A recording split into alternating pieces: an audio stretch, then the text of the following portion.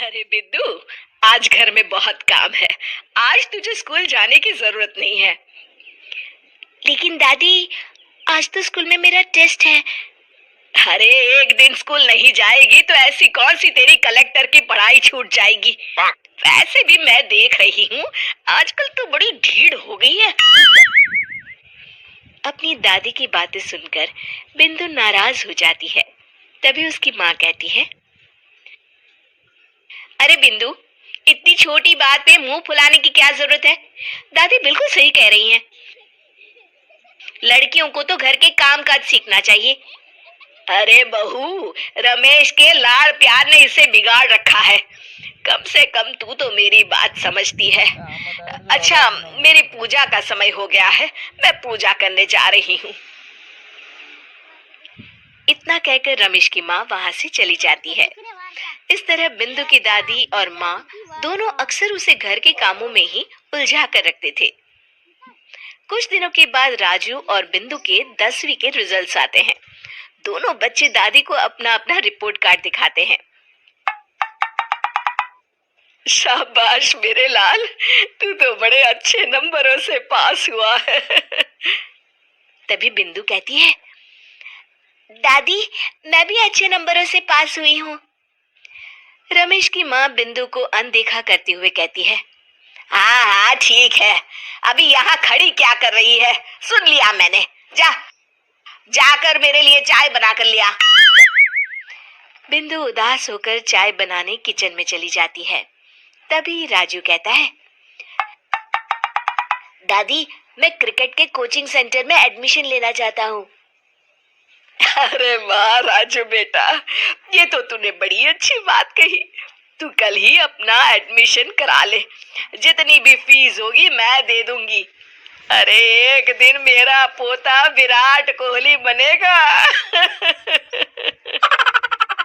इस तरह अक्सर रमेश की माँ अपनी पोती बिंदु के साथ दुर्व्यवहार करती थी। कुछ दिनों के बाद रमेश की माँ और उसकी पत्नी दोनों सास बहू मिलकर राजू का एडमिशन अच्छे स्कूल में करवा देते हैं, लेकिन बिंदु का एडमिशन नहीं करवाते। इस बात से नाराज होकर बिंदु अपनी दादी से कहती है, लेकिन दादी, मुझे भी आगे की पढ़ाई करनी है। अरे क्या करेगी आगे की पढ़ाई लिखाई करके, हैं? आज से ये पढ़ाई का भूत अपने दिमाग से उतार दे। इतना कहकर रमेश की माँ वहां से चली जाती है। उस दिन के बाद से बिंदु की पढ़ाई हमेशा के लिए छूट जाती है और उसकी दादी उससे घर के सारे काम करवाना शुरू कर देती है। इस तरह उसका सारा दिन घर के कामों में ही बीत जाता था। कुछ दिन बीत जाते हैं और एक दिन रमेश छुट्टियों पर घर आता है। बिंदु को घर के काम करते हुए देख उससे कहता है, अरे बिंदु बेटा, तुम स्कूल नहीं गई? पिताजी, दादी ने मेरा एडमिशन कराने से मना कर दिया है। वे कहती हैं घर पे रहकर घर के काम करना सीख।